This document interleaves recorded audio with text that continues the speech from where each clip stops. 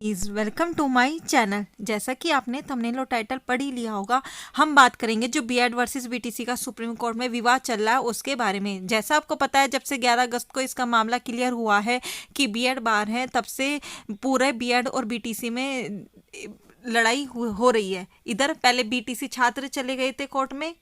जैसा आपको पता है, बीएड छात्र डेली ही मोर्चा निकाल रहे हैं कि बीएड को शामिल किया जाए। जैसा आपको पता है कि बीएड की भर्तियां चल रही थी मध्य प्रदेश हो, छत्तीसगढ़ हो, बिहार हो, सब जगह से।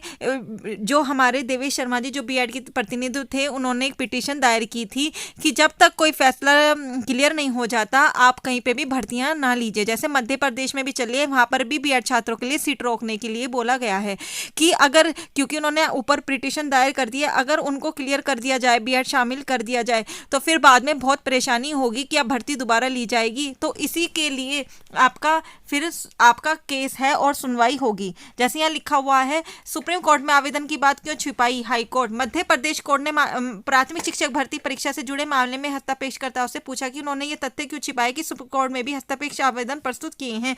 जस्टिस शील नागू व जस्टिस अमरनाथ केसवानी की खंडपीठ ने इस संबंध में स्पष्टीकरण पेश करने के निर्देश दिए। कोर्ट ने कहा कि चूंकि यहाँ लंबित याचिकाओं में उठाया गया विवाद सुप्रीम कोर्ट में भी लंबित है, इसलिए अंतरिम आवेदनों में 4 अक्टूबर को सुनवाई के दौरान विचार करेंगे।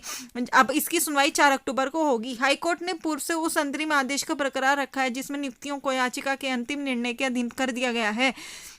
2018 में हुई नियुक्तियों को चुनौतियां देते हुए कई डीएलएड छात्रों ने याचिका दाखिल की हैं। तो अब यहाँ पर यही मांग हो रही है कि बीएड छात्रों के लिए रिजल्ट को पेंडिंग रोका जाए या फिर बीएड छात्रों के लिए सीट को रिजर्व किया जाए। अब केवीएस रिजल्ट का भी यहाँ पर जो हमारे देवेश शर्मा जी है, केवीएस मुख्यालय से जो सूचना मिली है उसको फॉलो करके रिजल्ट को क्लैरिफिकेशन तक होल्ड किया जाएगा। मतलब उन्होंने ये बोल दिया केवीएस ने कि जब तक पूरी क्लैरिफिकेशन नहीं होती कि बीएड शामिल होगा या नहीं, तब तक केवीएस का रिजल्ट जारी नहीं होगा। क्योंकि अगर बाद में बीएड छात्रों को उसमें शामिल किया जाता है तो उनके लिए बहुत उनके साथ बेईमानी होगी। इसलिए केवीएस जब तक अभी तक रिजल्ट जारी नहीं हुआ है तो थोड़े दिन पेंडिंग और रहा जाएगा।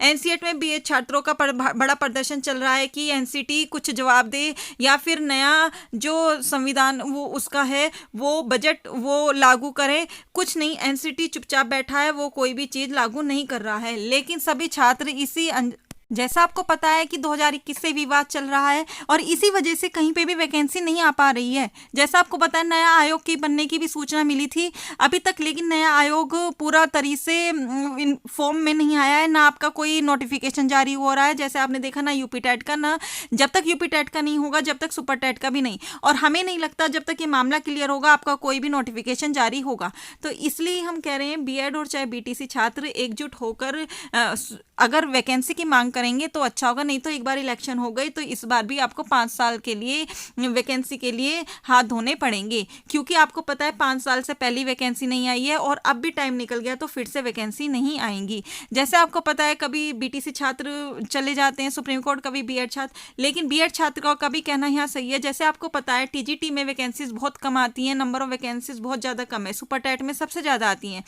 तो जूनियर में या तो जूनियर में वैकेंसी निकालें, फिर या प्राइमरी में प्रमोशन करना बंद कर दें डीएलएड छात्रों का, बीएड को जूनियर में लें, नहीं तो उनको बीटीसी में बीएड वालों को फर्स्ट में भी शामिल करें। तो जो भी होगा, मध्य प्रदेश का जो फैसला आएगा या केवीएस का, वो आपको इस चैनल के माध्यम से पल पल की अपडेट देते रहेंगे। यहाँ पर आपको फ्री ऑफ कॉस्ट तैयारी भी करा जाएगी, चाहे वो मैथ्स की हो, रीजनिंग की हो, करंट की हो।